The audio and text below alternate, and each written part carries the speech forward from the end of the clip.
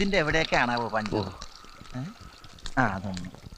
ആ നീ എന്തായി കാണിക്കണേ? കണ്ടൂടെ? ഇങ്ങനെയൊന്നല്ല പഞ്ചർ നോക്കുന്നത്.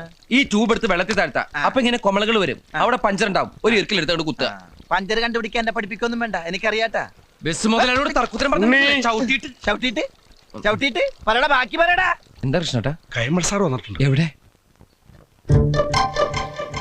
ഈശ്വര, പണി കഴിഞ്ഞ് വണ്ടി ഇന്ന് കാണിക്കാമെന്നല്ലേ പറഞ്ഞിരുന്നത്. അത് ഇപ്പൊ എന്ത് ചെയ്യും? തൽക്കാലം വണ്ടി അയാളുടെ കണ്ണിപ്പെടണ്ട, എങ്ങോട്ടെങ്കിലും മാറ്റ്. ഞാൻ എന്തെങ്കിലും അവതാ പറഞ്ഞ അയാളെ തണുപ്പിച്ചു വിട്ടോളാം. ചെല്ല്.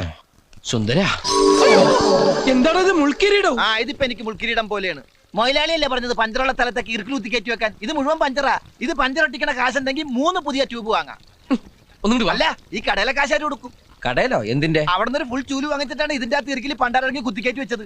ഈ മുടിഞ്ഞവൻ കൈവച്ച കാശാ ചൂലേ. ഒന്നുകൂടെ വേണോ? ഓടോ വാടാ.